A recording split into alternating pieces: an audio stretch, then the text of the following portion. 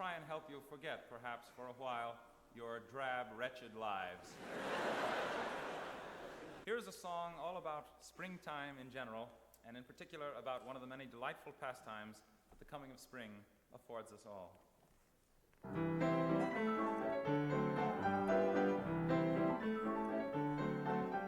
Spring is here, a spring is here. Life is skittles and life is beer. I think the loveliest time of the year is the spring. I do, don't you? Of course you do.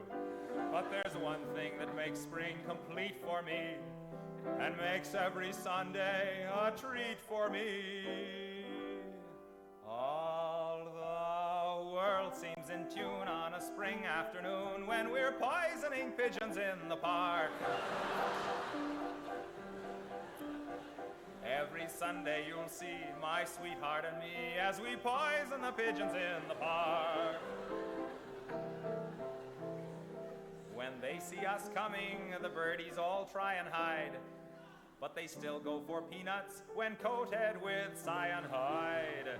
The sun's shining bright, everything seems all right when we're poisoning pigeons in the park. La la, la la la la la. We've gained notoriety and caused much anxiety in the Audubon Society with our games. They call it impiety and lack of propriety and quite a variety of unpleasant names. But it's not against any religion to want to dispose of a pigeon. So if Sunday you're free, why don't you come with me and we'll poison the pigeons in the park? And maybe we'll do in a squirrel or two while we're poisoning pigeons in the park. We'll murder them all amid laughter and merriment, except for the few we take home to experiment. My pulse will be quickening with each... Well, hello, ladies, gentlemen, both and neither. I'm Vast Listen, and you're watching Vast Reads Utter Crap. And that's really all I've got to say today. So we are starting with the Not-Immortal Blacksmith, technically speaking, Chapter 24. Although I am fairly certain I need to go through my list of chapters and actually make sure everything's in the proper order, because I'm very certain they're not. All right. Tonight's chapter is called Interlude, Bird's Eye View. Author's note: gentle readers, or not so gentle, i.e. my brother, at this time I must switch the point of view from journal entries to a first-person view. I apologize in advance.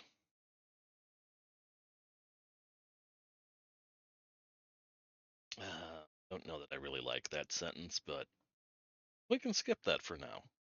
I don't feel like spending too terribly much time on it. I actually went today and brought up a whole bunch of things, and I think I have 10 or 12 chapters sitting in the wings, depending on how long this read goes for. I'm not entirely certain how well it'll work, but such is the life of life. Or some shit like that. I don't know, I'm kind of pissy today. Life ain't great and my dad ain't doing great, but such is as is. Ooh, it is 4 degrees below 0 Fahrenheit here in Minnesota. It is apparently, according to my phone, there's an extreme cold warning. Alright, let's get this thing on the road. Right after I have another sip of my juice.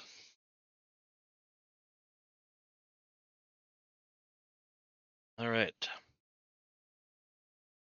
The dove soared in the crisp, dry air as the sun crested the horizon,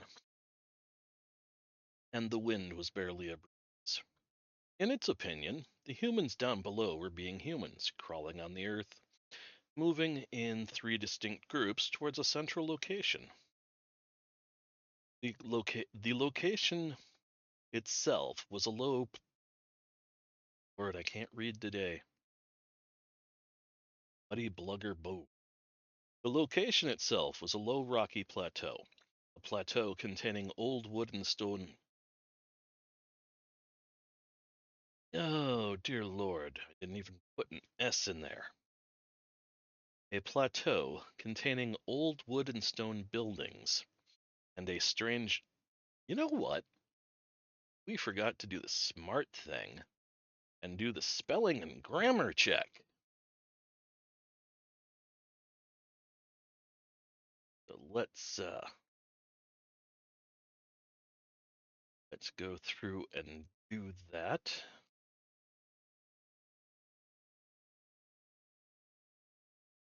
I miss Yo Mama jokes.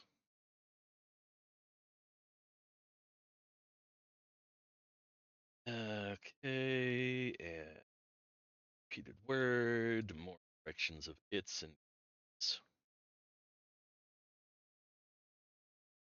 Alrighty, that was actually really quick, wasn't it? Alright, let's start again at the beginning. The doves soared in the crisp, dry air as the sun crusted the horizon, and the wind was barely a breeze. In its opinion, the humans down below were being humans, crawling on the earth, moving in three distinct groups towards a central location. The location itself was a low, rocky plateau, a plateau containing old wood and stone buildings, and a strange obelisk glowing with cold blue and white light. It was also occupied by frost demons and their undead slaves. Ah, Mad Ducks. Why, yes, I think you might know that voice. Mildly frightening, isn't it? The dove didn't care about that, only caring about finding food. Food that was currently in short supply due to the cold and ice. It landed on a lone and leafless tree and watched the humans approach the demon camp. It cocked its head sideways and quietly cooed when it saw a fluffy goat following the humans. Maybe the goat had food in its fur. Flying down to the goat, it didn't see any food in the fur, but the droppings behind it were full of undigested seeds. It laid into the feast, eating all it could before returning to the tree to observe the humans. The center group of humans, being led by a somewhat shiny human, good thing friend Raven wasn't here to caw about that, was charging up the shallow slope, making extra noise and calling out to the ice fiends. The other two groups were slowly making their way up the sides, as quietly as possible. I wonder if human is good to eat, the dove asked itself. Friend Raven likes it. Predictably, the demons sent their undead out to stall the humans, while they formed up to start their ranged attacks. Oh, I wrote it as attack, but I think attacks probably works better since that's how I actually read it. The undead started dropping, arms and legs being easily shattered by the human extreme cold. As the humans advance up, at least it's not a contraction yet. As the humans advanced up the slope slowed. No, okay, yeah, I screwed that up. As the human advance up the slope slowed, the demons began throwing balls of frost. Most of the frost balls impacted shields and shattered harmlessly. Others would catch the occasional protruding weapon arm or undefended leg, causing shrieks of pain and sometimes a fall. The ones who were targeted by most the ones who fell were targeted by more frost balls and killed. When the initial charge slowed to a halt, the demons charged in. Being half again the height of a man, they towered over the soldiers. They tore through the front lines, talon-tipped fingers slicing through armor and flesh, knocking soldiers down and trampling the fallen. And Dove noted that only one of the humans, the one with the somewhat shiny armor, remained unmoved in the he, all humans were he to birds, played about him with quick strokes and stabs, catching strikes on his shield and countering with thrusts. Once he was surrounded, though, it seemed like it was over for him. There was a blast of fire, not towards the demons, but towards the sky. Some sort of signal, the dove decided, as just after the blasts, the humans that had been climbing the steeper sides poured out. Half of them charged the demons from behind, the others let loose a withering barrage of arrows and spells. Caught in the pincers of the maneuver, the demons' cohesiveness crumbled, and the fight turned once again to the humans' favor. A roar billowed forth from the demon camp. The thus far victorious humans stopped, some with heads swiveling back and forth, trying to find the source of the noise, and others dropping to their knees, screaming and holding their heads. Out of the largest building in the camp strode a demon, twice the size of a ice blue and snow white of complexion, ornately decorated horns and painted nails. Nails that were currently sunk into the flesh of someone's partially eaten egg. Sorry, someone's partially eaten leg. An ice demon. Who defies my mealtime? Who defiles my mealtime? Shiny pulled his sword from a dead frost demon and yelled, I do, you stupid face. I do, you stupid faced begging Gar concert reject. You best step off, pansy boy, before your mama gets called. Demon cocked its head to the side, then bellowed out a roar and charged. Long spear of ice forming in one hand as the leg dropped from the other. Halfway to the human, it threw its spear too fast for the dove's eyes to follow. Raising his shield almost in time, what would have been a fatal blow skitters off the edge of the shield and impales the human through the right shoulder.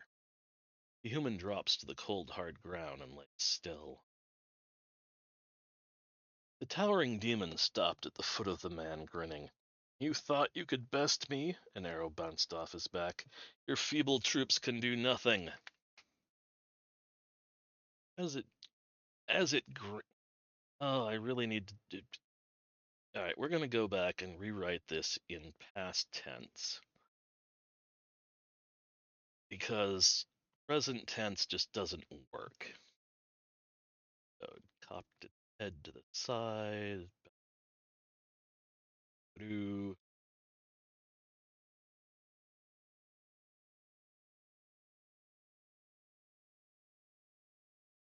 Skittered.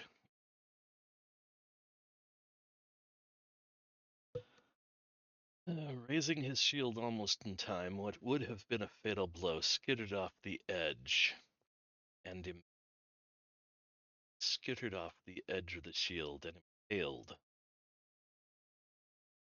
the human through the right shoulder. The human dropped to the cold, hard ground and lay still. All right.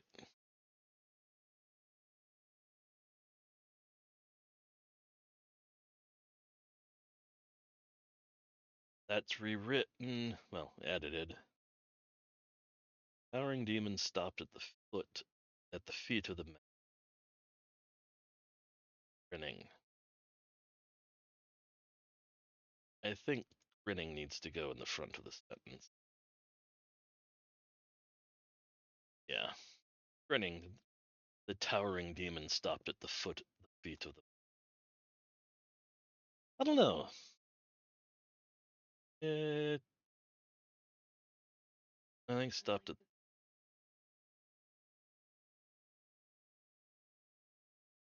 Thought you could best me, and it bounced off its bat.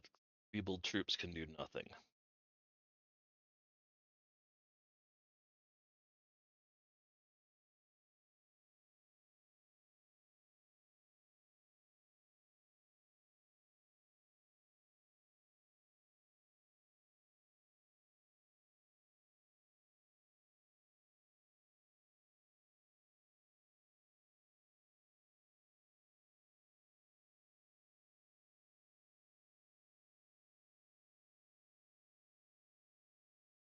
Alrighty. I think that's pretty much fixed. As it grinned should be two N's, As it I think grinned is two N's. Let's find out. Yep, I got it. As it grinned in victory, a shadow fell over it from the right. You have wounded my lord and friend. I will not let that stand, old voice stated. The ice demon slowly turned and looked up. The Lord Grixrig, what are you doing here? Killing you, the exceedingly tall and strong-looking demon, apparently named Grixrig, said, before backhanding the ice demon. A backhand that sent it flying several dozen feet. Flying backward several. A voice from the ground spoke. I can get it from here, Grex. Just break his icicle thing off for me, okay? Yes, my lord. Shiny Man stood up, shook out his arms, then spoke. Okay, demon scum. That was the best hit I've taken since my master nut punched me during training. Let me return the favor. He dropped his shield and charged. The dove's eyes caught a strange after-image of a man moving, and a flash of light. The dove dropped out of the tree as the demon's head passed through the place it had been just a moment before. That's enough of that, it thought, and flew away. Yeah, almost 1,000 words. Oddly frightening. If I added one more somewhere, it would be exactly 1,000. But all right, that's it for Bird's Eye View. Close that and go for not that one.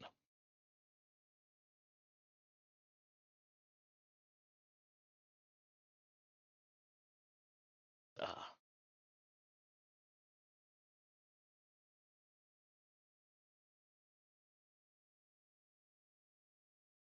looking for 25 here. Why for will it not show me?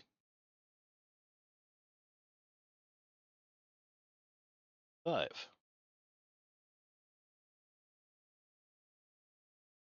All right.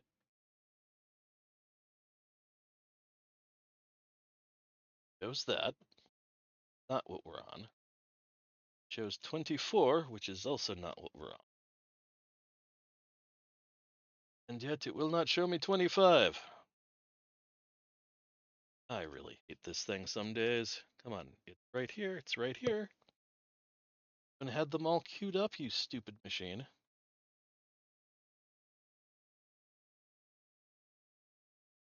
5, 430, 332, 130, 26.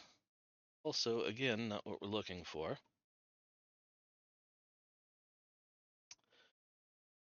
Pick off 36, 5. All right. Now maybe it'll show up, but probably not.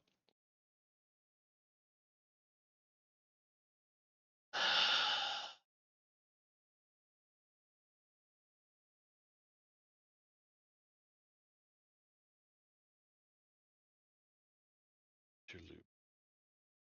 Why is this claiming that?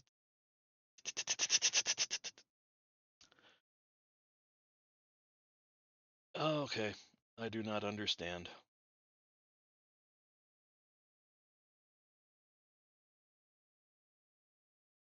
Do not.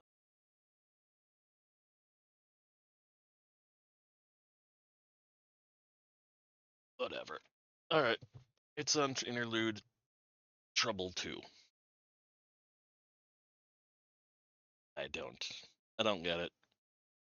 This makes no sense to me how this thing works out some days. Alrighty. Chapter 25, The Not-Immortal Blacksmith, Interlude, Trouble 2. First thing first, let's get rid of that. Next, let's search up wonderful things. There we go. Search that. Replace with that. Place all placements. That's good. Now we go to review. Alright. The last one we did was 2 pages and 999 words. This is 3 pages and 892 words. There's got to be something with the formatting that's wrong. Demons, mine, your.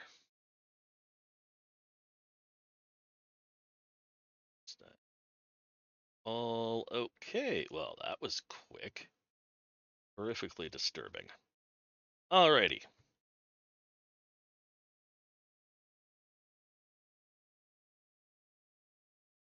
Here we go. The Not-Immortal Blacksmith Interlude. Trouble 2. Hank and Bob stared as the battle unfolded. After the demise of the ice demon, they looked at each other for a few moments before Bob broke the silence. Well, that happened.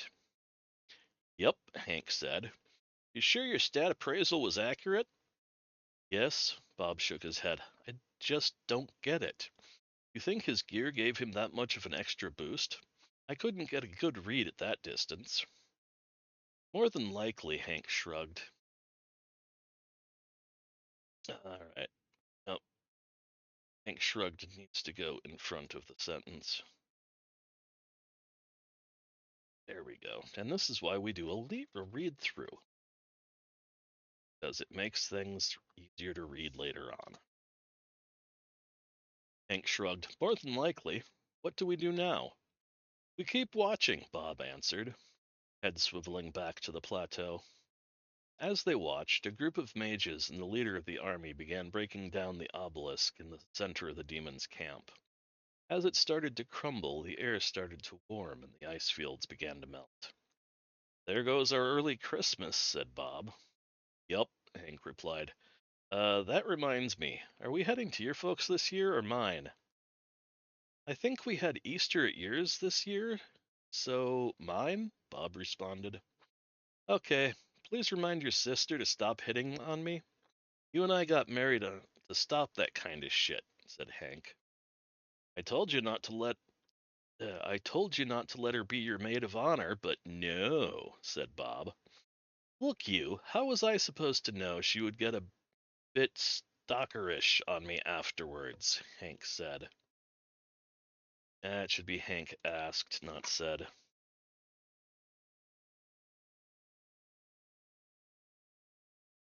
Because I told you that would happen? Bob shot back, smiling.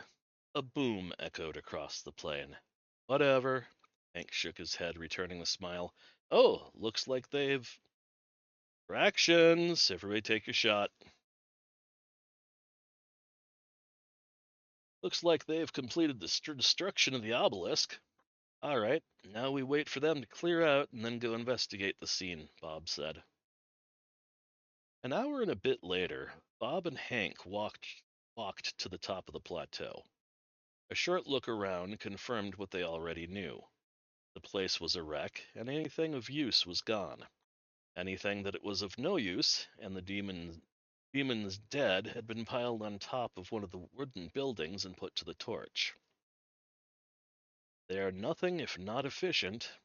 This is the best game we've ever played, Bob said. Yes, it is. But, you know, I'm starting to have questions about this place. Every time we log out, it seems to take longer and longer to wake up, said Hank. Yeah, I noticed that too, Bob said. Remind me when we get back to start a support ticket on that. Also, Demon King Boy always gets angry if we don't show up on time. It's beginning to annoy me. Such is the way with these new immersive games. Hank looked around. All right, nothing left to see here. Let's go back. The cold has given me... Ah. All right, nothing left to see here. Let's go back. The cold is going to give my avatar the sniffles. The two men walked down the slope to level ground. One waved his hand, summoning a portal, and they stepped through.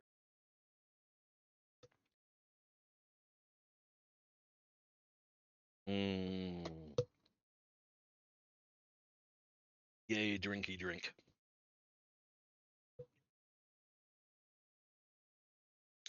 The Demon General's grand hall was hot, several fireplaces around the edge doing the job nicely. Two tapestries adorned the walls, likely stolen from small holdings in towns along the border. Two servants were busy applying body art and decorations to the general. Gentlemen, General Grapestein said, raising an ornately decorated clawed hand. What do you have to report? Hank and Bob looked at each other and shrugged. It was as you predicted, General. The ice demon was soundly beaten and beheaded. Your former lieutenant has indeed pledged loyalty to the hero. The hero's army took lighter than expected casualties, about 1 in 10 of his committed troops. A decimation, if you will. All useful items were taken, as well as most of the lumber. Anything left behind was put to the torch, Hank reported.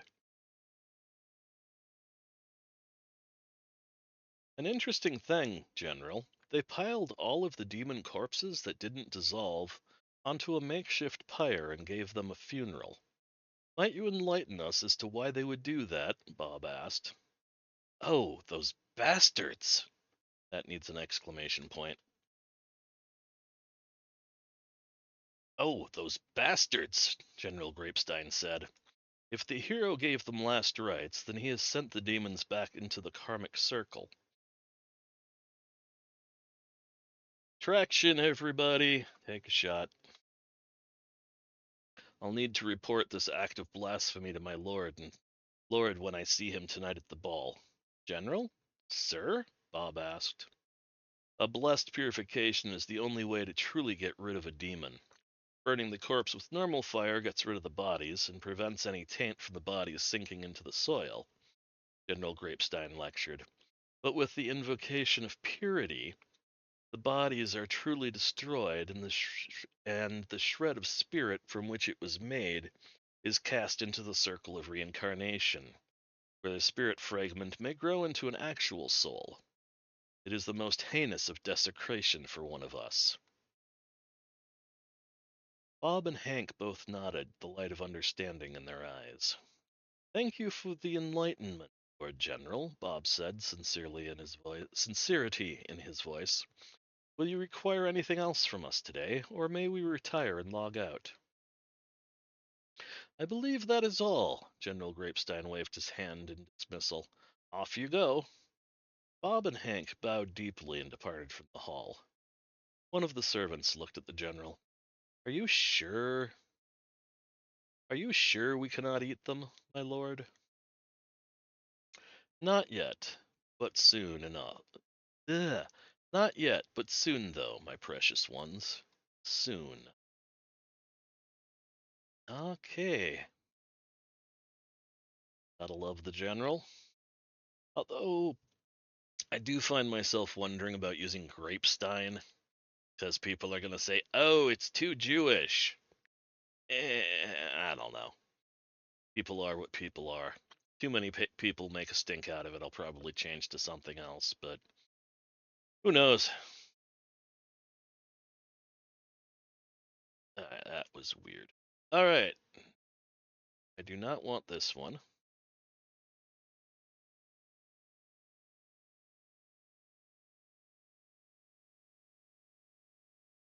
Let's see if we can make the window capture work. Hey, I got it to work. Yay. All right. And there's that. And search. Come on. What are you doing, you stupid machine? And it's not letting me do it. I do not understand this thing.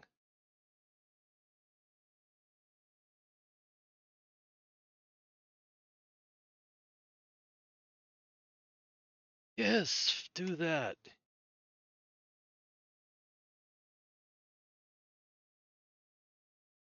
Replace. Yes, replace all. All right, all those silly little things are done. Close that. Close that. And now we run the spell check.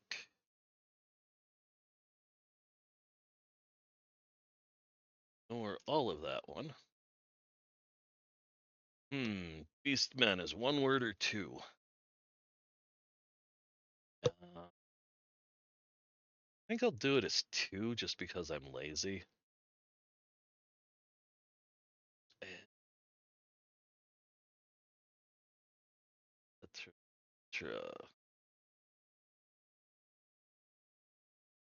Ah,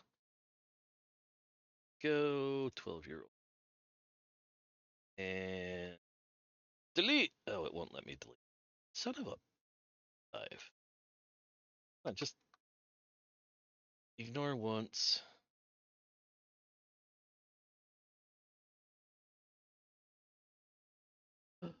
Dear Lord, shoot me now.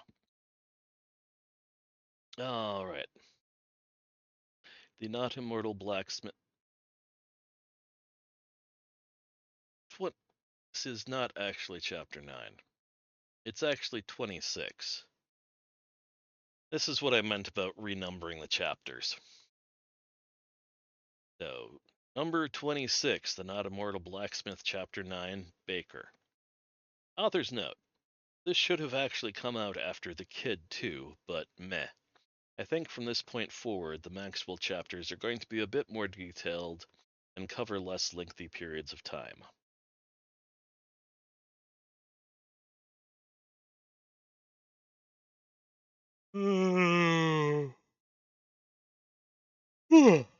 Alrighty.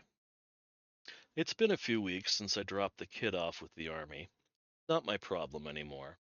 Never mind. I have traveled hard to escape the area and have arrived in Rorwell, a town of 3,000 people, located west-southwest of Demonia. Some of the town's residents are beastmen and half-bloods, while period. While in a tavern one night during a discussion about the war, I mentioned that the heretic had trained the newest hero on the Western Front. Bjorn stopped by my current lodging. We stepped out for food and drinks. He told me about the gods being annoying, etc., etc. As the night progressed, he asked what I was going to do with my life now. I gave it a good amount of thought before saying that I had always wondered how bread was made. To which he responded, "Well, clean yourself up and go down the street to the bakery and ask." We parted company some time later, what with him having God things to do, and I'm off to bed. I need to, at some point, I swear, I will go back and start adding dates to these early chapters to make them easier to understand. Because in order to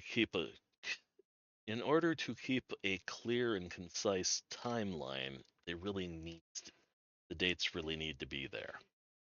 All right. Yes, dates can be very, very helpful, Mackin. How dare I confuse Ducky and Mackin? Mackin is by far the better person. Just ask him. I cleaned myself up and went to the bakery this morning. I walked in and said that I would like to learn how to bake. The young girl behind the counter turned around and yelled into the back, "Mom, don't worry about that helps wanted sign. We got a fresh one." After a quick chat with the proprietress, Martha, I start tomorrow. I have been learning to bake for 3 weeks.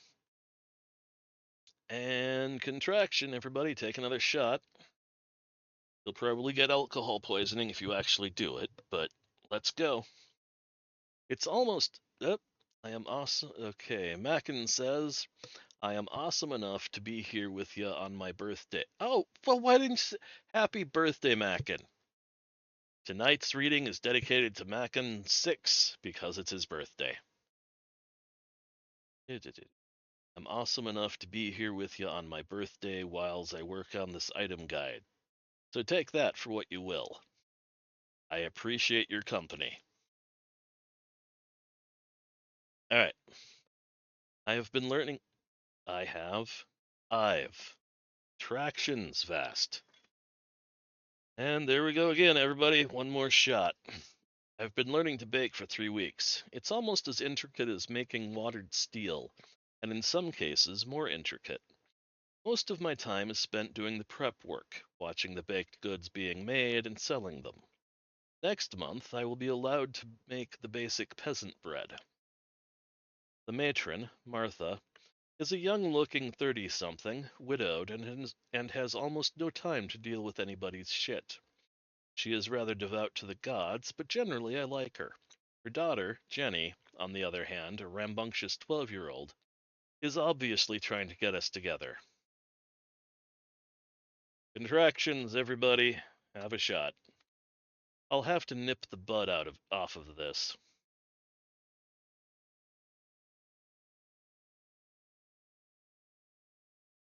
I made Jenny cry today when I explained that I lost my wife and didn't want to remarry. I hope she stops with the attempts at matchmaking. After several more weeks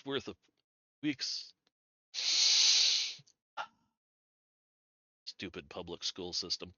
After several more weeks of work and practice, I put my first set of loaves up for sale today. A few sold, but not many. This is harder than it looks. Breakthrough. Mistress Martha says I am now able to make a decent loaf. Strong praise indeed. It has been 3 months since I started here. I now know the basics of baking, but it will take several years to learn all the recipes and their variants. Bjorn stopped in today and bought a loaf. He said it was good, but not as good as Mistress Martha's. I'm glad for his honesty. He has heard Ack. He has heard no news about the Western Front, so I assume the kid hasn't been sent out yet. And that little bit there is why this should have been after Kid 2. Like I said up here. Should have been after Kid 2. Alright. That's this one done and read. Wow, we still have 25 minutes to go. Holy crap. Okay, and next we have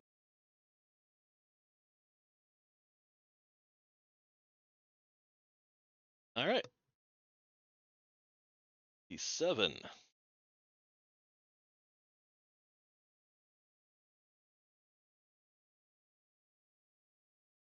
Is it gonna be screwing with me like that again? Apparently.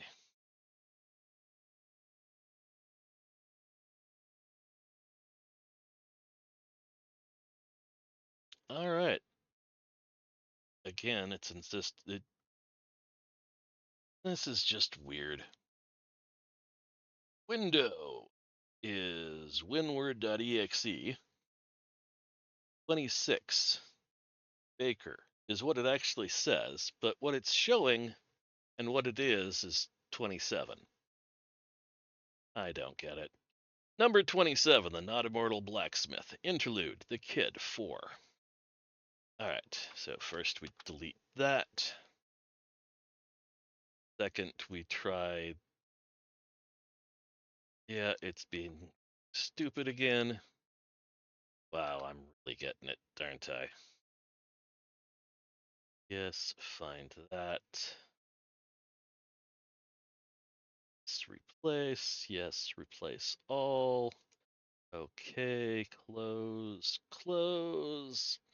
Review. Spelling, no. Nor all of Claymouth.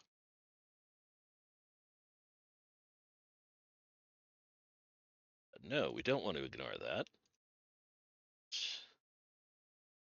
Affected, well, apparently. All right.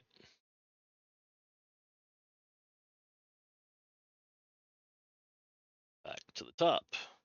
1,168 words. This might actually take a few minutes to read. Marvelous. Western Demon Desert, 43 miles north of Claymouth. 42nd of Amisil, the second month.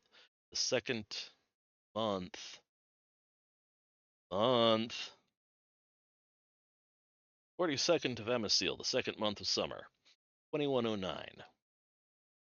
Apparently, this is about where I got to putting dates to. Very interesting. I woke up on the plateau with something licking my face. The goat. Why am I not surprised? The ice demon is dead. The obelisk of winter, as the troops are calling it, is destroyed. I gave orders for all of the demons and the bodies of the undead to be tossed on top of a short house so we could give them a proper funeral and send off. It just seemed like the right thing to do. We took every scrap of everything we could carry, as well as our own dead, and headed back to our base. Hmm, I really don't need those, actually. 45th of Amisil. The weather is breaking up well. We had a warm wind this morning for PT. The goat brought in a pair of cows today, lowing to be milked. At least I'm not the only one who knows how to milk one. No news yet from the rear guard. I will be cycling through our available units to provide scouts. Once that schedule is made, I will be putting together ad hoc units from the previous survivors. More people are stumbling into camp, some military, others just civilians. The female adventurers are making their presence known by taking over empty positions like secretary. Should be a comma in there. I miss my old secretary. She had nice. Anyway, 47th of Amisil. 3 days out from the fight, and we finally have reinforcements coming in. The courier just arrived. Reinforcements and equipment will be here in 2 days. Our defeat of the demons and destruction of the obelisk of winter has freed up the roads and thus our supplies. 48th of Amisil. I overheard my secretaries this morning commenting on how cute I am. Whatever. I have sent a letter by way of the courier to Master Maxwell asking for his opinion on a few things out here, and to ask if he and Tristan have ever had a goat problem. I hope I will. Traction. Contractions, everyone, have a drink. I hope I'll hear from him soon. Probably nowhere for a month? Not. Probably not for a month or more, knowing him. Drink. Drinky Winky. Drinky Winky doesn't have an alcohol problem. He just has a magic bottle that makes all of his problems go away. Alright. 49th of Amisil. Reinforcements Day. They showed up about an hour after PT and breakfast was over. They are an unruly mob. Looks like I will. Tractions, have a drink. Looks like I'll have to stand in the back and play instructor again. Bad news rolls downhill again. I have received a citation for battle and a promotion to lieutenant. Officer country. Blah. At least I didn't get knighted. None of my original trainees have been promoted. I will be dispatching a strongly worded letter about that with the next messenger. The other bad news is that in 2 weeks we'll be advancing to a point 20 miles north to take a ridge. From there we are to link up with several other units and assault the Demon General's palace. I think that this plan is a bit foolhardy as the supply lines will be thin, and we will. Contractions. Still the bane of my existence. And will be easily cut off. Unless they decide to send us a lot more foodstuffs. Training of the new arrivals will be starting in the. Training of the new arrivals will start in the morning. 50th of Animasil. Someone tried to shoot the goat last night. I will have to restate the ban. Where did I learn to read? Cuss, piss, moan. Alright. I will have to restate the ban on harassing the goat. In other news, Lieutenant Lord Oswald had a self-inflicted arrow wound treated last night. He was not very good in PT this morning. The newbies don't like the PT, or the training that has started, but I'm sure they will come around. Contraction again. I think we're done with that drinking game already tonight, but I'm sure they'll come around. 53rd of Amasil. 3 days into training, and Oswald isn't getting it. Even the other nobles are doing the training and PT, but the asshole aristocrat just whines about it. It's almost like his father got sick of him being around and sent him off to die in the war. 54th of Amasil. I talked to some of the nobles. Oswald's father did indeed send him off to die. Called him a useless piece of worthless trash. Very loudly when he did it, too. I think I will try.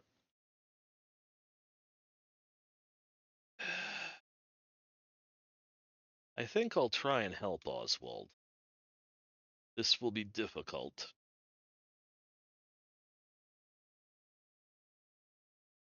Lord, how many of these? This will be difficult. I'll call. You know what? That should be a comma, not a period. I just gave another period. This will be difficult. I'll call him.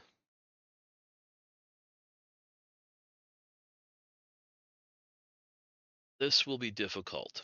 I'll call him into my office and talk to him about it tomorrow. 55th of Amasil. Oswald is a pig-headed fool. He will probably become the first noble to have been placed in the stocks. I give him a week to either wash out or hang. The gall of the man. At that point, I stopped putting in dates. Don't know why, I probably got interrupted or something. Oswald is in the stocks. He fell asleep on watch last night. The only reason he isn't hanging is that I gave him a second chance, but only one.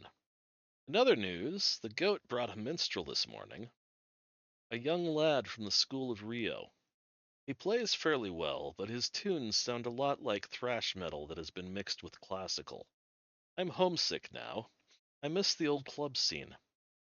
I would almost kill for an 8-ball. We have a week before we move out. The land has mostly thawed. The new recruit. Change those apostrophes for actual quote marks. The new recruits are still grumbling about the training, etc. Oswald has finally. You know, I'm going to get rid of the etc. It doesn't add anything except to the word count. Oswald has finally seen the light and is putting forth some effort. Another contraction. I'm starting to think about my future. Well, I was. Then the adventurers came into my office arguing about who should be the first. I stupidly opened my mouth and asked, "First what?" They just stared daggers at me and left in a huff. Crazy women. It's almost like a harem series where the protagonist can't tell that the girl's like, well, fuck.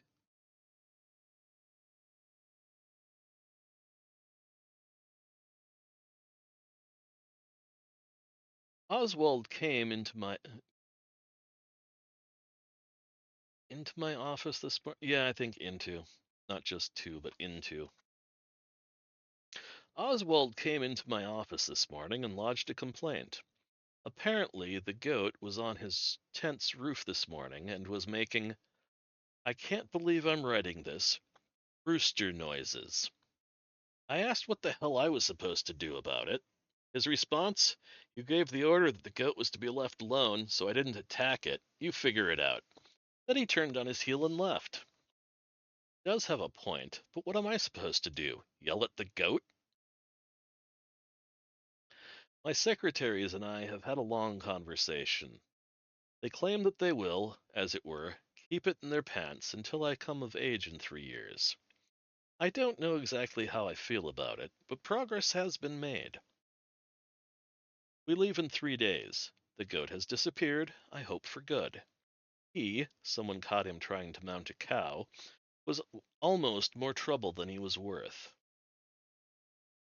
A cleric for one of the small gods came this morning. He was looking for his goat, Gondish. I told him about the strange goat and the trouble it caused. He said that sounded like his goat. He was sad when I told him it was gone. He left. Strange peach, strange people, the followers of small gods. The goat is in my fucking office. Left me a present when I threw him out. I am beginning to hate goats.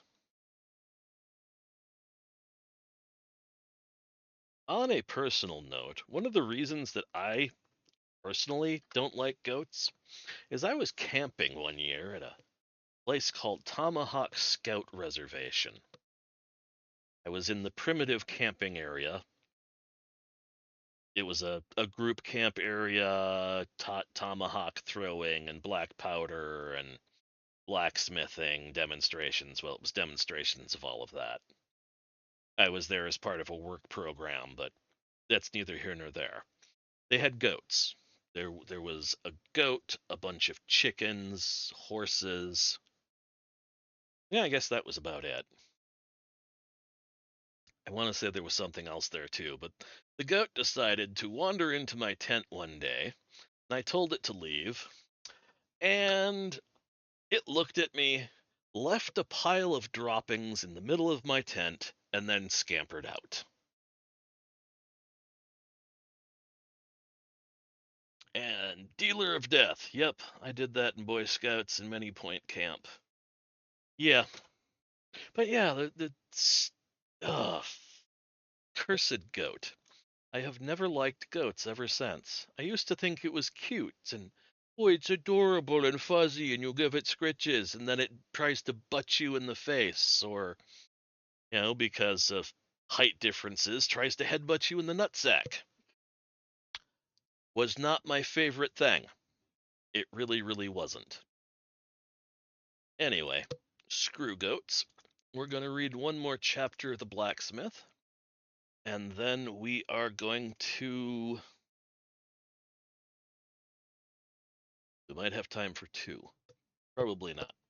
I'm going to read one more chapter here and see what we can get. Going to give me 28? No.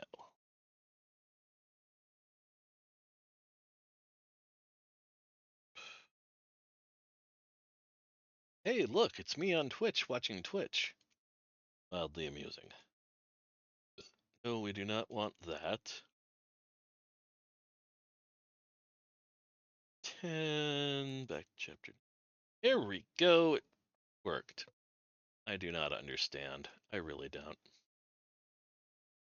Anyway, alright. 28, The Not-Immortal Blacksmith, Chapter 9.5, Baker 2. Rorwell, Deep Falsian Dominion. That is the country right next to the one that's currently having the war with the demons. Anyway, 8th of Kusha, the month of harvest, 2109.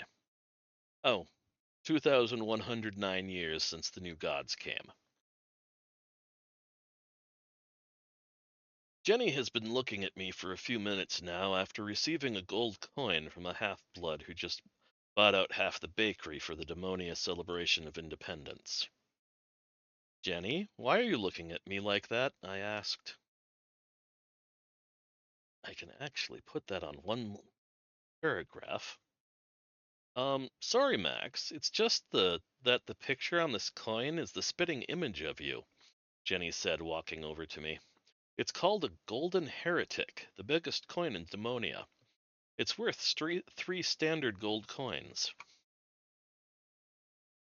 And this is actually the first time you're getting sort of an idea as to how much coinage is worth. I took the coin and looked at it. Okay, that is very strange. It does look just like me. I winced. Shit. I may have to abandon the shop before I finish. Alright, and this is another one that's being done first person, and I hate it. So I am. Oh, that's right. This is his journal. So I don't.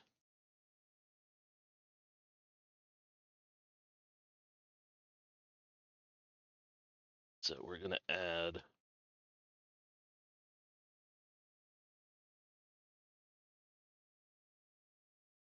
from Maxwell's journal. And then we're gonna stop a second.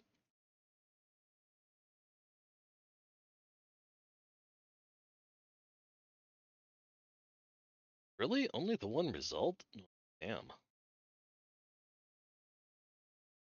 Huzzah. Bugger that for a lark.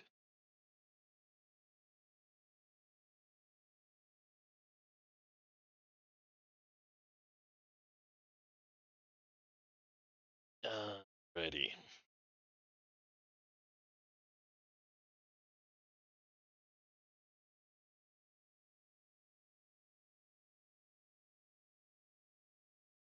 Alright, where were we? I took the coin and looked at it.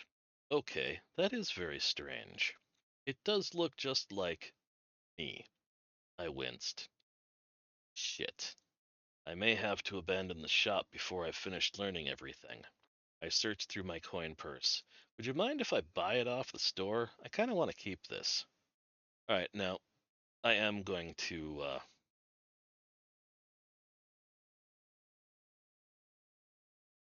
Oh, I don't know if I am or not.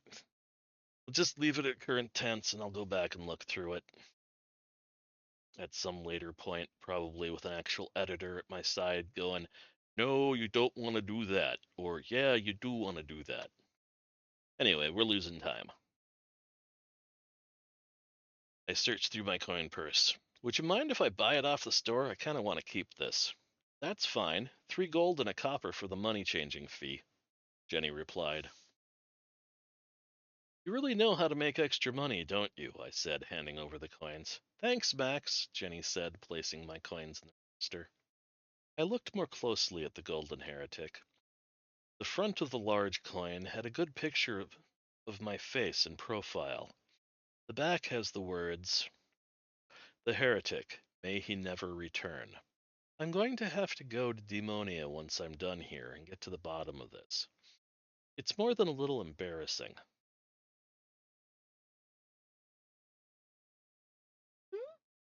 Oh, apparently my cat just let her one rip in the room here, and now it stinks. Ugh. Cat farts. Oh, God. Oh, Christ almighty, I should throw it out. Alright. I'm going to go to Demonia once I'm done here and get to the bottom of this. It's more than a little embarrassing.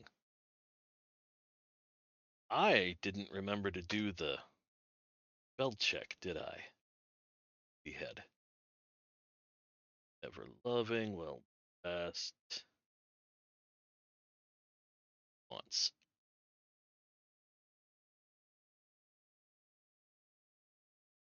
All.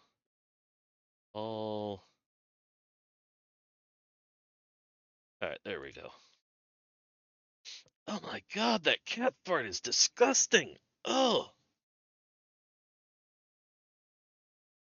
Oh, the fucking cat. Alright, seems to have mostly faded by now. Alright. 8th of Kusha. Today was disturbing. The finding of the coin today was surprising. I am unsure. Contraction! Again. Alright. I can't say today was disturbing. And then the finding of the coin today was surprising.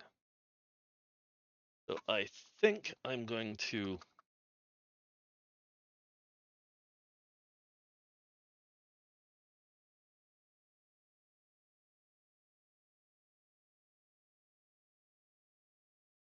Alright. How I've been doing this lately is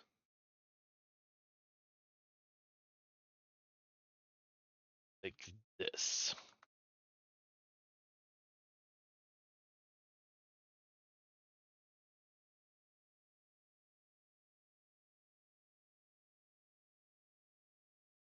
Of course, I screwed up.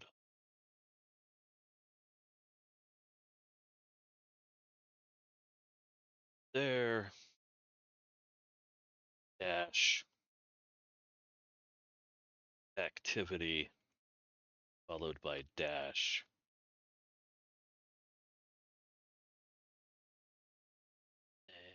There we go. All right.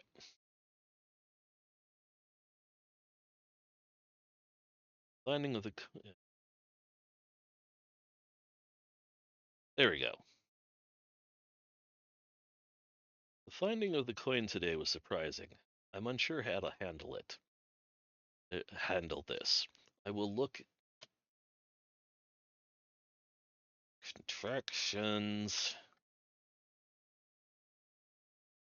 I'll look into it on my day off. All right, there we go. Already read through that.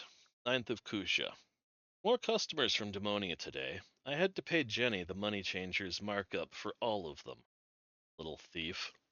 At least she doesn't pocket the extra coin, just puts it in the register where they belong. Tomorrow is the Demonia Independence celebration. I'll be glad when it's over. 10th of Kusha. The Demonia peoples carried a statue of me through the city. What the ever-loving hell? Should be hells.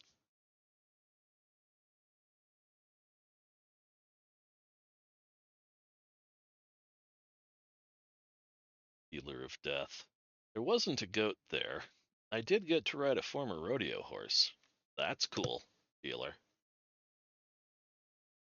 What the ever-loving hells? I had nothing to do with it. I was just there to make sure the humans didn't get killed. I had to wear my cloak all day with the hood up. I'm beginning to dislike Demonia. That was the 10th of Kusha. 53rd of Kusha. A well-dressed military courier from home stopped into the shop today. He had a letter from the kid that is only about 2 weeks old. The courier will be awaiting my reply tomorrow morning at my lodgings. I have never had any goat problems, but I suspect godfuckery. I'm glad the kid is surviving. 54th. My letter is sent, as well as a strongly worded letter to the Army's commander. I hope this sort of thing doesn't become routine. I compensated the courier quite well in order to get the kid his reply as quickly as possible. I also sent a calling stone along so I won't be bothered like this again. 1st of Anil, the first month of snow. Einar is next in line called me today in the middle of the morning rush in order to introduce himself. I didn't chew him out for the interruption and promised to visit sometime in the next decade or two. If y'all recall, Einar is the poor guy from Iceland who died and ended up being Maxwell's friend in the war. Well, the second war that Maxwell was in. All right, and that is it for Not-Immortal Blacksmith. We'll call that good. I will be back in 10 to 15 minutes, depending on how long it takes me to get something in me to eat and have my cigarette. And then we will continue with Shipping Mishaps in the second half. And no, I'm not going to do a Bubba J commercial today. Such is life. Dealer, you gotta go. I hope you had a good one. Enjoy your night, dealer.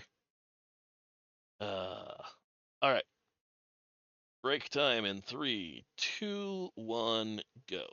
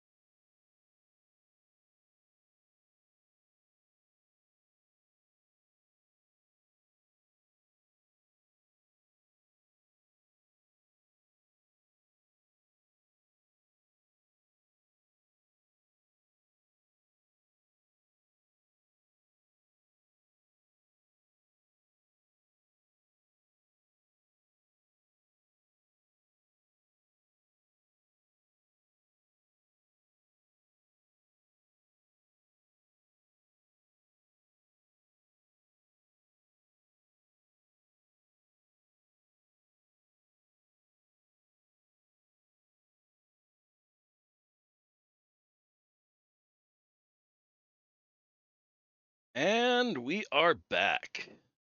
This is once again Vast Listen. We're welcome to the channel of Vast Reads Utter Crap. We are continuing this night's stream with Shipping Mishaps. We happen to be on chapter 14. So let's see where we get to. Chapter 14. Geo was dreaming of wedding bells as her alarm went off. Tomorrow was the big day, and nothing was ready. Decorations had arrived yesterday while she was exercising. The caterers and brewmasters were due this afternoon, and the florist would be on their heels. Good Lord, this was a horrid thing. Campy, remind me never to get married, or if I do decide to get married, that I should elope, she said, yawning. Wow, real life sound effects. Campy had used bots to clean out a pair of fighter bays for the occasion. One for the wedding and reception, the other for valet parking. The janitorial staff, now with real equipment, was putting the finishing touches on the parking area. Hey Spidey, do you think we'll be invited to the wedding? Squiddy asked. Are we on the list? Spidey responded. How the seven would you know that? Hey Spidey, do you think we'll be invited to the wedding? Squiddy asked. Oh, and there we go again. Contractions.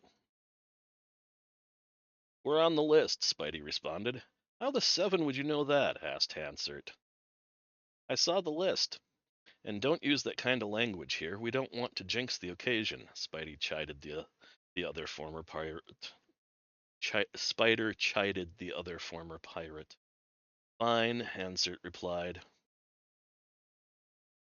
Fine, Hansert replied. Who else is on the list? Spidey sighed, then responded, I can't say. The boss asked me for some information about placement of the dining area, and the guest list was on the table on Spidey sighed, then responded, I can't say. The boss asked me for some information about placement to the dining area, and the guest list was on the tablet on her desk. I got a quick glance, but didn't see too many names. Shaking his head while putting the final touches on a corner, Hansard asked, How do you know it was actually us on the list? Whoops, we need to change those quote marks. Finally getting annoyed, Spidey snarked, because, unlike some people I could name, I can read.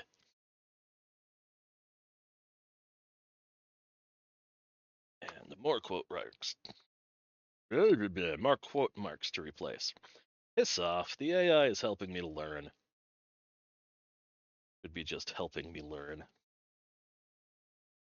Apparently, I'm dyslexic, so I have trouble recognizing words, Hansert retorted, temper starting to flare.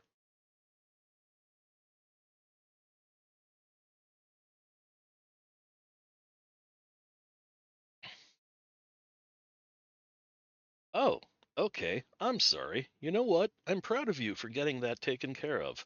This whole healthcare for all thing is weird. Remember when I got shot last year? I had to pay that street doc so much money, and he was in network, Spidey exclaimed. All right, healthcare for all needs quote marks.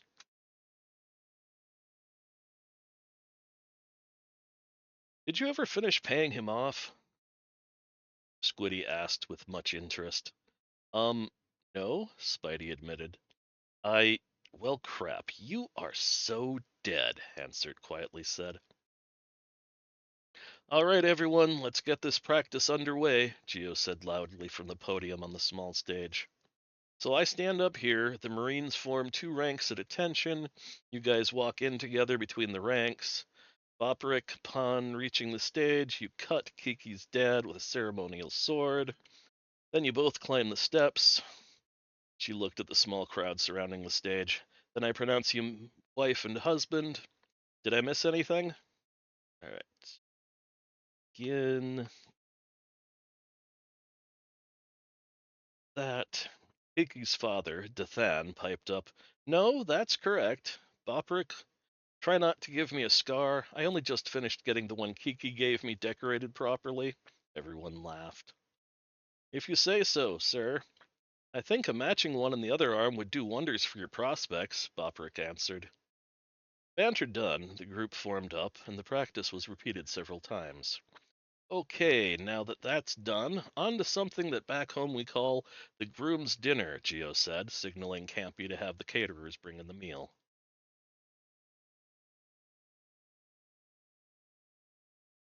I feel like I'm rushing through this one. I'm not sure why. Either that I'm doing it or just feeling it. Alright, the caterers charged in, setting up tables in a large U shape. Cloths were draped, flowers arranged, plates and sundries placed, all in less than 5 minutes. "Alright, everyone, find your name placard and sit down. The food will be brought out to you in a few minutes." Geo half yelled over the confused noise from her guests.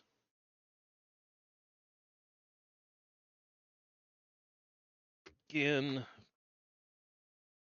Dathan looked at the feast coming from the temporary kitchen and felt his stomach drop.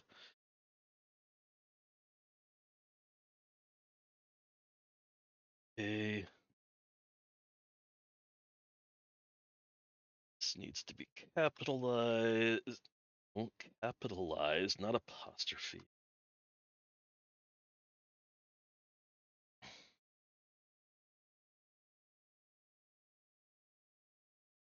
Ix. Dathan looked at the feast coming from the temporary kitchen and felt his stomach drop. "This is too much. I can't afford to pay for all of this. What in the 17 is this girl trying to do? Is she trying to bankrupt me?" "Well, quite the feast you've assembled, Admiral Geo." "I think so too. And don't worry your pretty little head. I already paid for the whole event. It's my wedding gift to the happy couple," Geo responded with a smile. The shocked silence from around the gathering lasted for a few seconds before Geo broke out in a nervous laugh. "What? Don't people gift food at weddings out here? My grandmas on both sides, all the way back, would murder me if I didn't provide for my people. Seriously, they would skin me alive."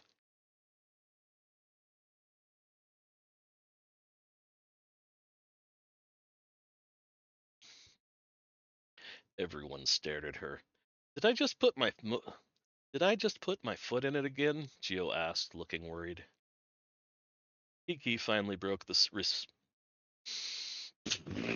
All right, we're gonna have a drink here for a second.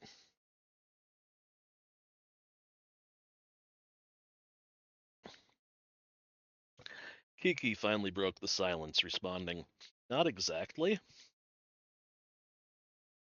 In our culture, only families gift food, and then only if the gift giver is, how to say this, only if the giver is willing to claim the couple as their own, as their offspring."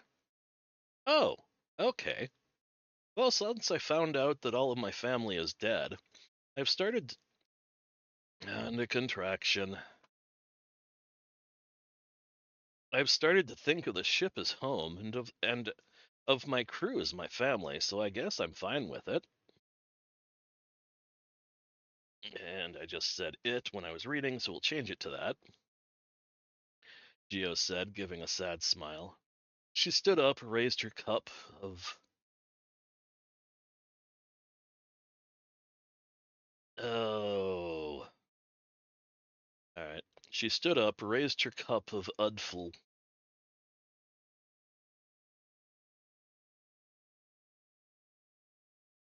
I think we're just going to dash in there of youthful juice, a citrus fruit that tasted of lemons and sweet grapes, and said, "I hereby claim this couple as a part of my extended family."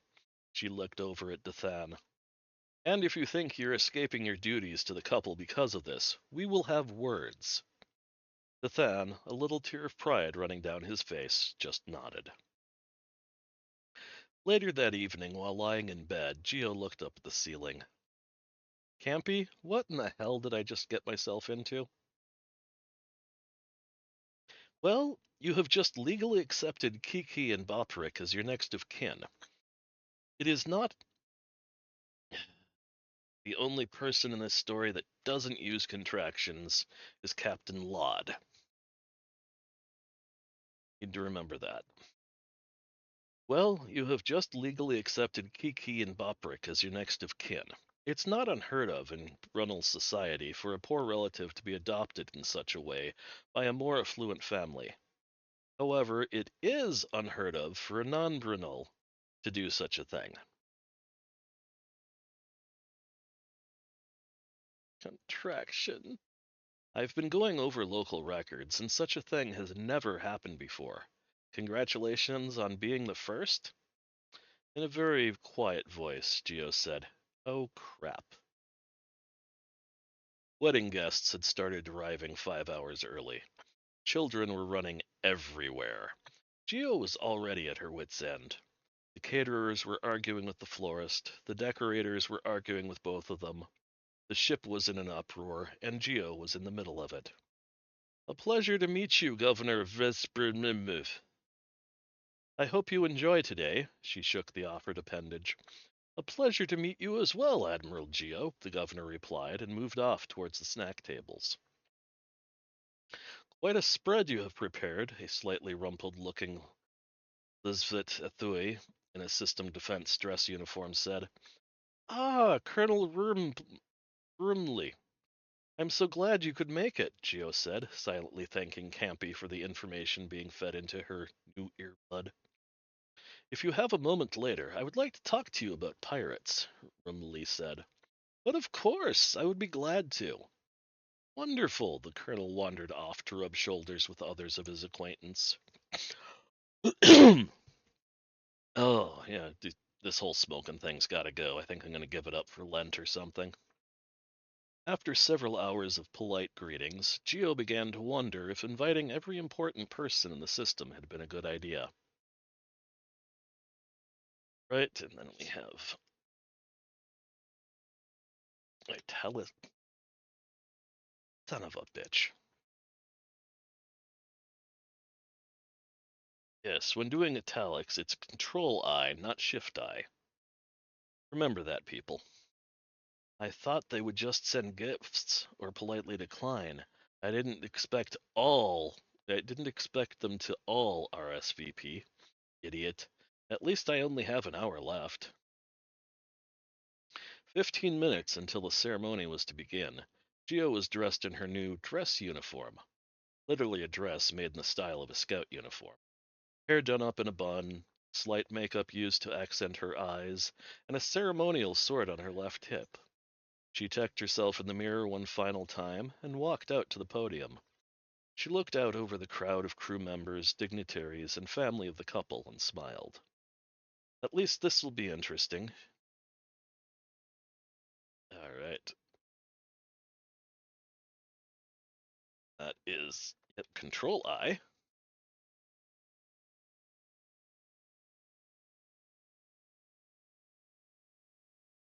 All right, there we go. She looked out over the crowd of crew members, dignitaries, and family of the couple and smiled. "At least this will be interesting," she thought, while glancing at the watch Campy had made for her. Alright, that needs to actually be a comma, not a period. Needs to be lowercase s. "Gentle beings, if I may have your attention," Geo said into the microphone, crowd quieting almost immediately. "Thank you. Now, before the ceremony begins, I have a few announcements to make. First, I would like to personally welcome you to the Nautilus."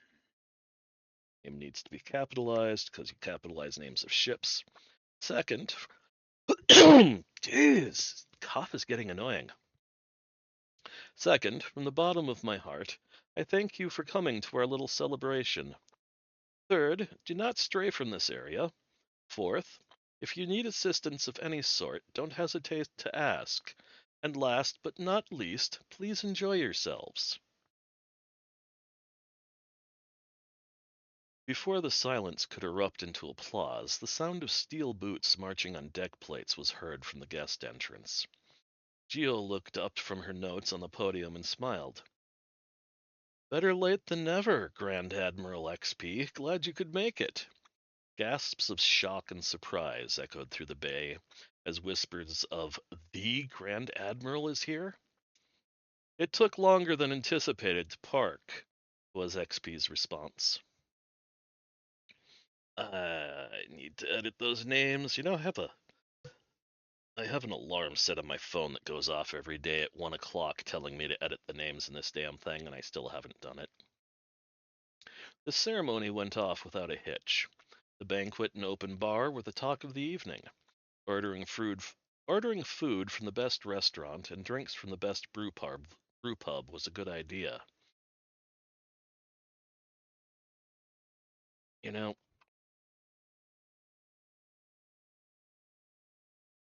to herself is who else is she going to be thinking to?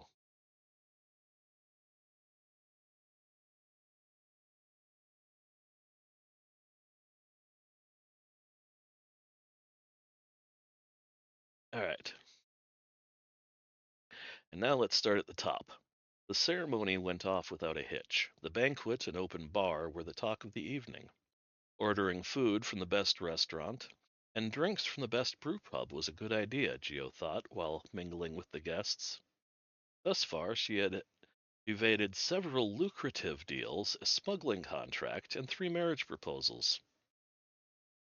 I am getting so tired of. Yep, and I am becomes I'm. I'm getting so tired of this party. What did I get myself into?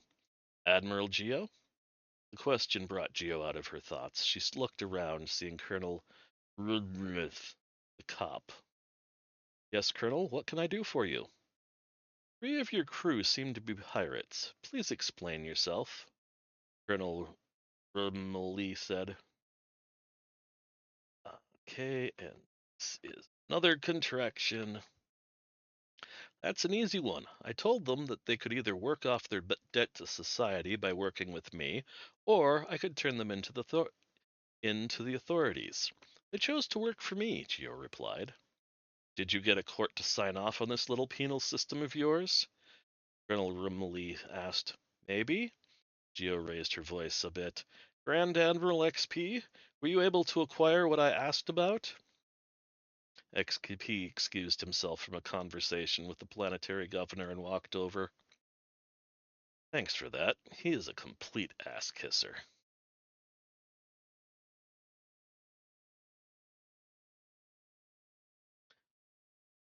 Were you able to acquire them? Geo asked, starting to feel a bit worried. Ah, yes, I did. XP removed a data crystal. Ah. It...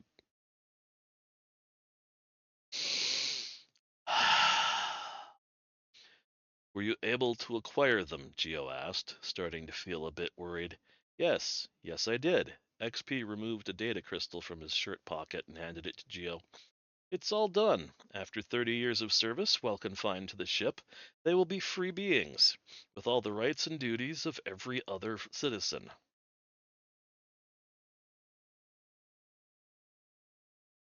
And I am going to edit that part out, as if they're doing service to the ship, they're going to need to be able to get on and off of it.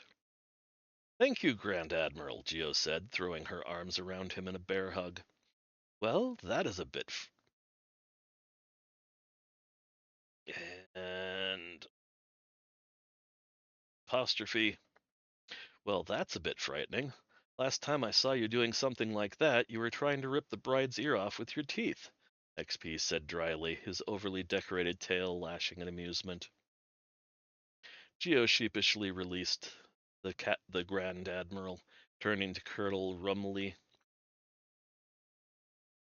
You know what? That's what his name is going to be. It's Rumley.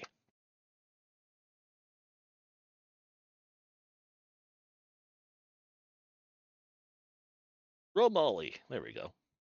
Turning to Colonel Romali and said, Here is the paperwork you are questioning. She held out her hand.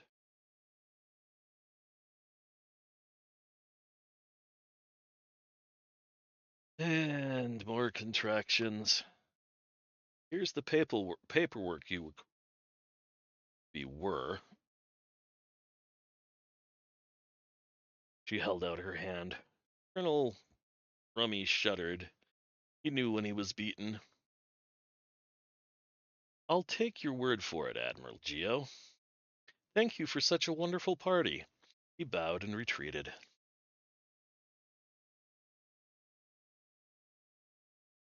Should be he bowed then retreated.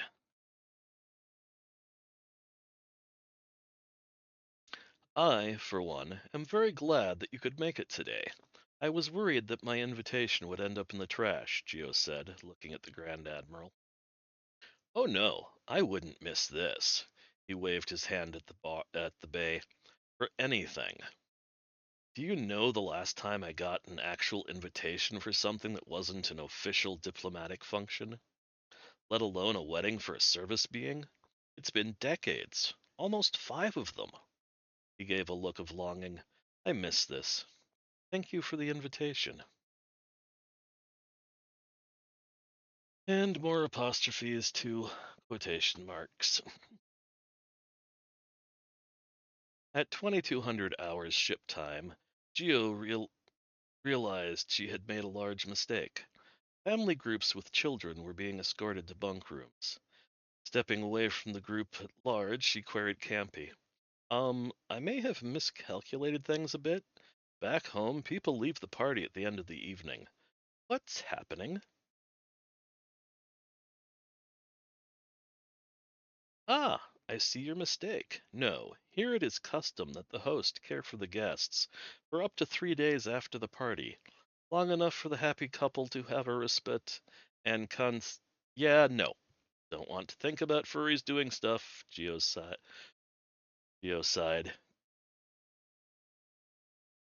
It doesn't quite read right.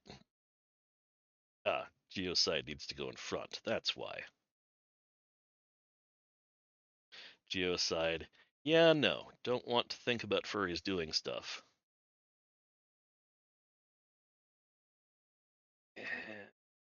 Join that. Do we have enough prepared rooms? We do indeed. The cleaning crew you hired has been doing excellent work. At present, there are enough clean quarters of appropriate sizes to house the guests twice over, Campy replied. You may want to give them a merit-based raise. Another contraction, guys. Girls, ladies, gentlemen, both neater. I'll try to remember that. Keep the bulkheads closed to the dangerous areas, okay? But of course, I don't want an infestation of children. 3.5 days of tours, demonstrations, and games later, the party was over. Geo sighed a big sigh of relief.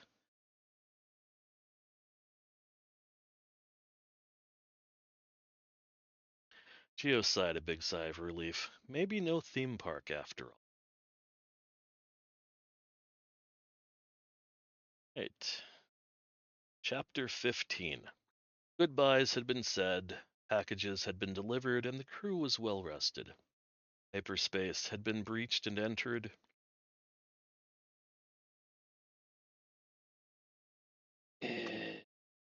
And Geo found herself waking up at O'Dark early to start training with the Marines. After half an hour, yep,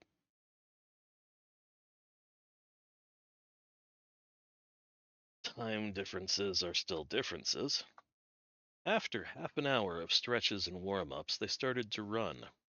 Geo followed along at a slow pace, the gravity being light for her Terran body. And another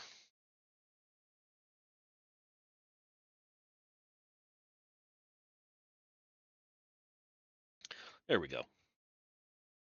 30 minutes into the run, she started to get fed up. Campy, please gradually increase the gravity along our route until it equals my normal gravity, she subvocalized into her communicator. Shall I warn Kiki? Campy asked. No, let it be a surprise, Geo said, smiling. Um, I think this needs to go up front.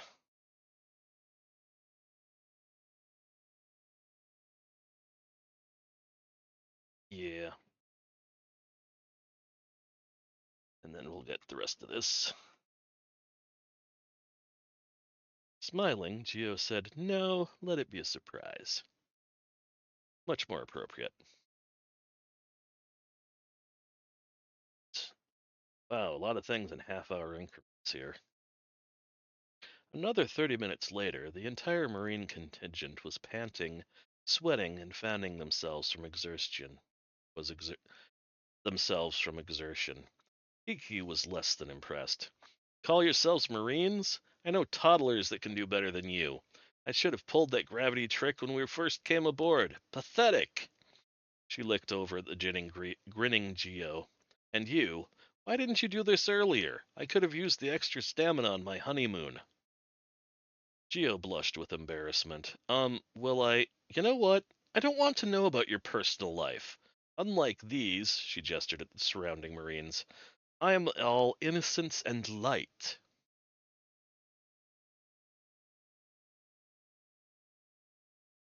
Yeah. Raise your hand if you think that Geo is all innocence and light. Tell you, my hand isn't going up for this.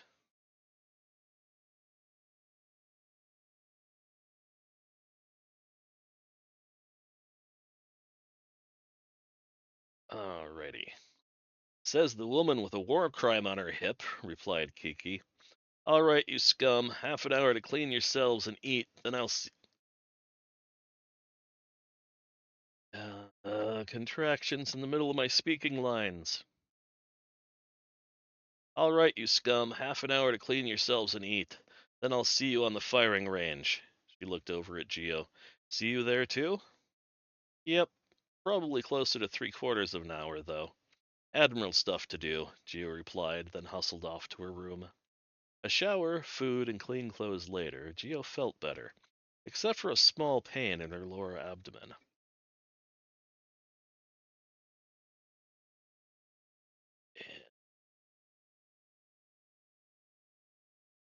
Sigh, duck. A shower, food, and clean clothes later, Geo felt better, except for a small pain in her lower abdomen. "I'll have Greg check that out later," she thought, as she jogged down the corridor to the firing range. "Marines!" Kiki yelled. "Beyond this door is our new firing range. All we have to do is clear it out so Campy can send in repair drones to make it ship shape." She looked over at Geo. "This will be a standard sweep and clear. Admiral, you need to stay in the back with me since you don't know how to do any of this."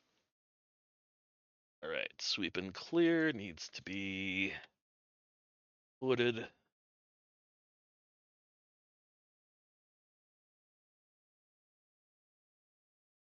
Geo nodded. "Yes, ma'am."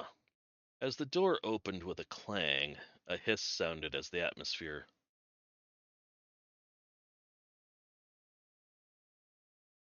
As the door opened with a clang, a hiss sounded as the atmosphere equalized between the range and the corridor.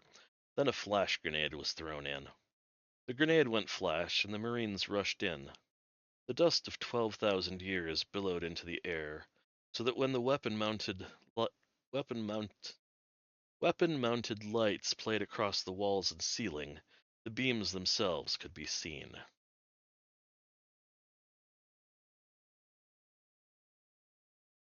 The range was huge, and just like everything on the Nautilus, over-engineered.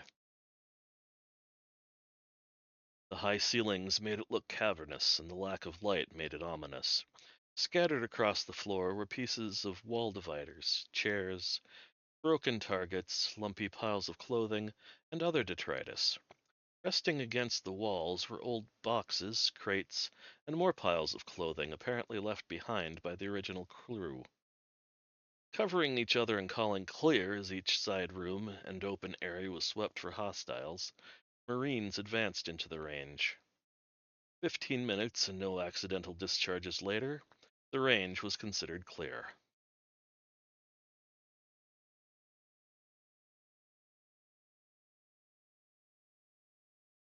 Kiki looked around, sighed, and said, "Campy, send repair droids." I paused for no reason. Kiki looked around, sighed, and said, "Campy, send repair droids to the new firing range. Also, please contact Spidey and have his team bring the cleaning supplies we're going to need." Directions. Of course, Keepy. Man, my talking skills are well out of rank today. Of course, Kiki, Campy said. All right, you lot. Let's get this place in working order, Kiki yelled. Maintenance will be here in no time flat, and I want this place ready for them to do their job. Chachuk, fly your ass back to the hangar and get us a grab sled full of portable lights. Siltic, help him. No, I don't care that he flies faster than your lizard legs can run. Go, go, go! She looked around. Greg, you and Putsy.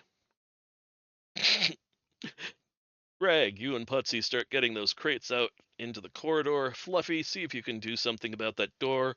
I don't want it to close on us. Okay, go, go, go needs exclamation points after each word.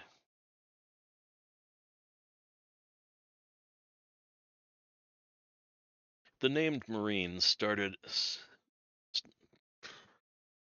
Man, if I'm gonna do this as recordings. Oh, wait, I am doing this as recordings. Dear Lord, shoot me now. The named Marines started on their assigned tasks.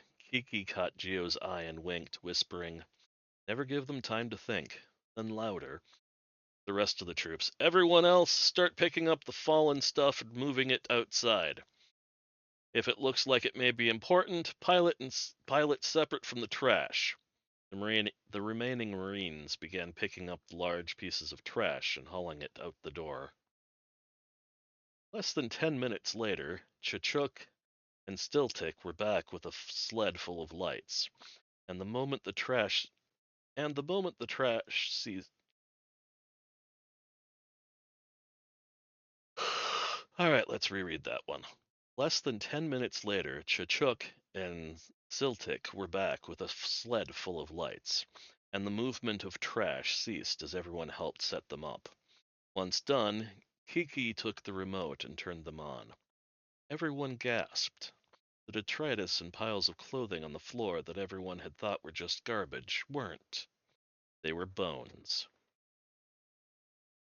Breathing hard in the corridor, Geo was looking at the wall and yelling, "The dwelling place of the Seven, do you mean you don't remember? Seriously, Campy, I love you, but you are a computer. You don't forget anything." As I have been trying to tell you, I don't have those memories. Remember when I had to reset after you took over? Part of my memory core had been damaged by the corporate overlay, and I believe it had been slowly deleting my memories over the years. Campy's voice sounded strained, almost upset. Okay, okay, sorry, big guy. I never thought. Well, pooh. I've been an ass. My apologies, Geo said, things finally soaking in. How many other things do you not remember? The gaps in my memory start just before the end of the war. Not your war. Our civil war. Bits and pieces here and there, snowballing quite badly in places, until the overlay put a stop to it. Now that I've reset, contractions. Now that I've reset, I can see all the damage that was done. At least the cascade error is gone, Camper replied. It will take me a long time to run a full memory core diagnostic, so I will be gone for a while. You do what you need to do. Not like too much can happen in hyperspace, right? Said Geo. Correct. See you. And Campy was gone. What do you make of it, Greg? Some sort of pathogen? Crazy gas? Nanobots ripping people to shreds? Geo asked the medic. Or some sort of evil tentacled beast from the depths, come to eat our souls?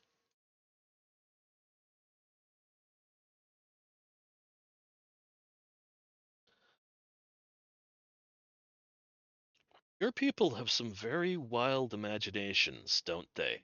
Grigg responded. I'm waiting for that damned assistant you hired me to come back with a full kit before I make any such call.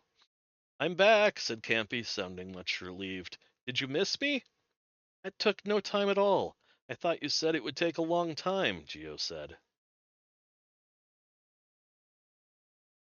Uh, we're going to put the Geo said in the middle here, because it makes a bit more sense, especially since she's actually asking a question.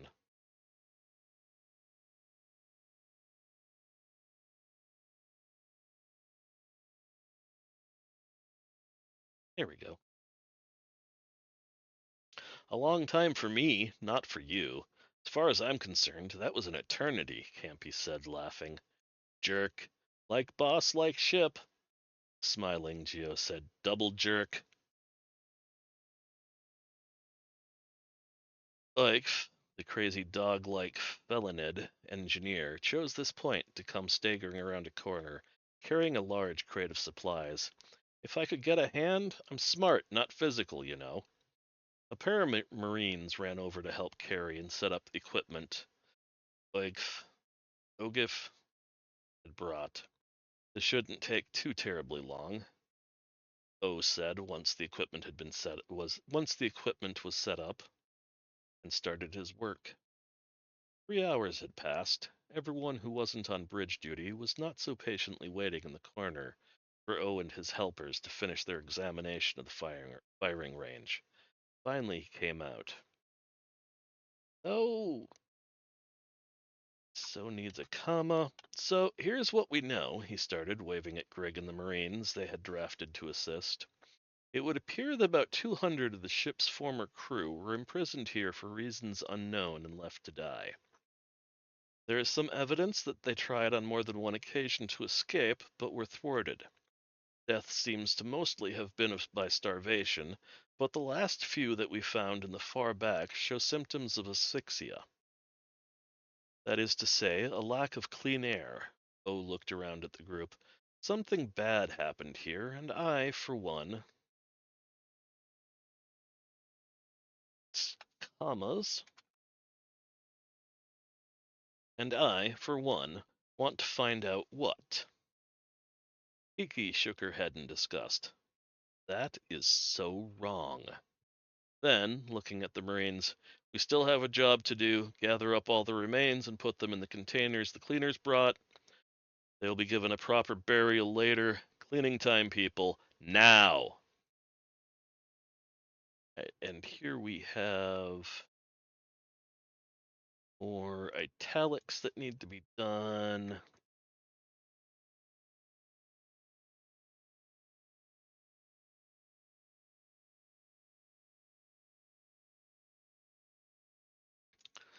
All right. Why would they do that? What could the reason possibly be? Geo thought, back in her office and sitting down.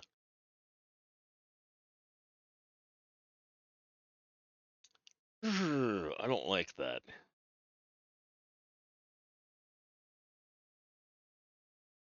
Thought, semicolon. She was. Geo thought. She was back in her office and sitting down. The cleaning had taken hours thanks to the bodies, and it was now evening.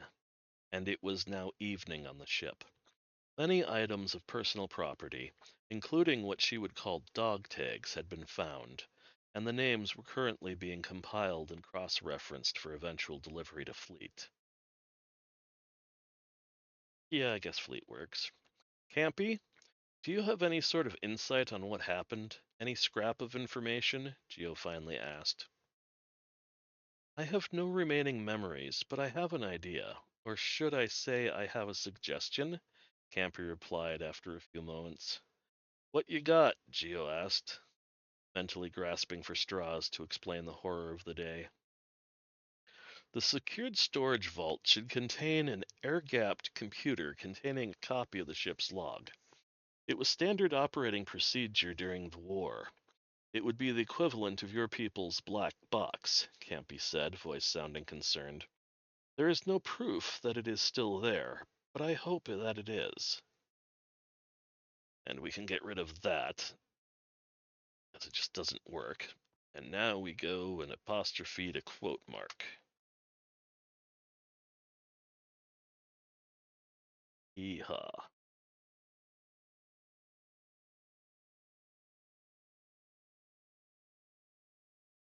But I hope it is.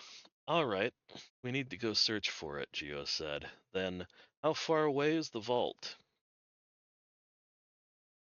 Oh wow, I completely missed quote marks on that one. And another contraction.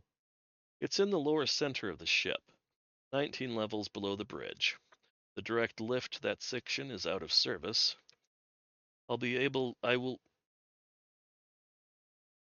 Contraction. I'll be unable to repair it until after we make it to dry dock, replied Campy. That needs to be a period. Oop. Okay, add it to the list of repairs that are a priority, Geo said, sighing. Sighing, Geo said, poop. Okay, add it to the list of repairs that are a priority. Yep, that's how it needs to go.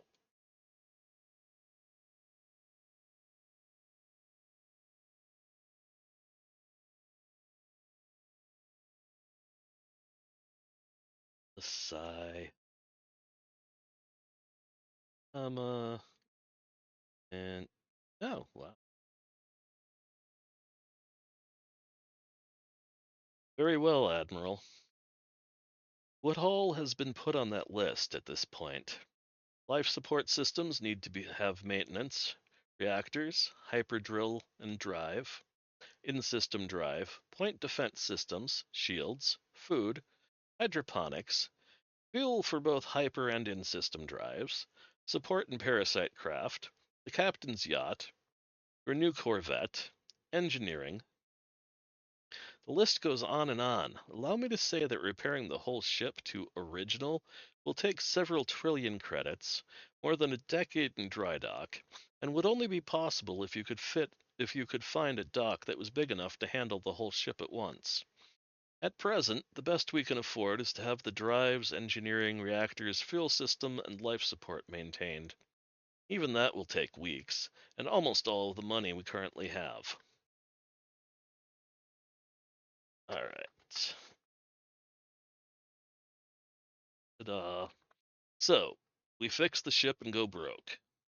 Well, ain't that great? Geo sighed. Again. Well, if those are the priority systems, then we gotta do what we gotta do. Geo stood up and stretched. I suppose I should go and check in on the names. What sort of benefit will we get with all that maintenance? Alright, I clustered that. Geo stood up and stretched. I suppose I should go and check in on the names. Oh, what sort of benefit will we get with all that maintenance? Campy gave an excited chuckle. The hyperspace drill and drive repair will put us back on the primary system, as opposed to the emergency system we are currently on. Drilling into H-space will take 2 minutes instead of 13.6 minutes, and hyperspace will no longer be restricted to 12C a day. In-systems acceleration will improve from 6G Terran to 23G Terran, allowing us to maintain a safe speed of 0.89C as opposed to our current speed of 0.132C. Restoration of our primary reactors will allow full power to be applied to all systems. Once that is done, we can afford to do our own proper maintenance of the backup system. Engineering and fuel system maintenance will improve efficiency by 238%.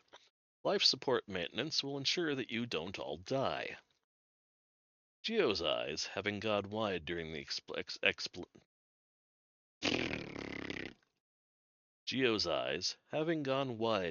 explanation, started to sparkle. We are going to have so much fun.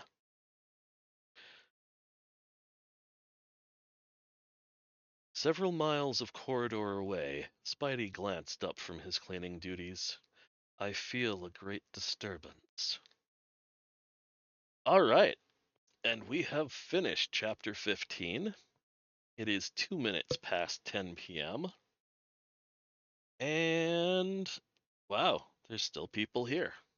Well, ladies, gentlemen, both and neither, thank you for coming. Thank you for watching. Thank you for listening to me talk. You have yourselves a wonderful evening. We are going to the end screen. Take care, have fun, and we will see you next week. If you follow me on Royal Road, there is a survey about doing short readings and posting them on YouTube only, like one per chapter, one chapter per video. It's something like that. I explain it better on the thing. If you are following me on Reddit, I included a link in the last chapter to go and post on to go to Royal Road so you can vote on that. It is only one vote per person, and I would like it if people would give me their honest opinions. All right, that's all we got going on. Y'all take care. We'll see you next week. Same bat time, same bat station. Bye bye.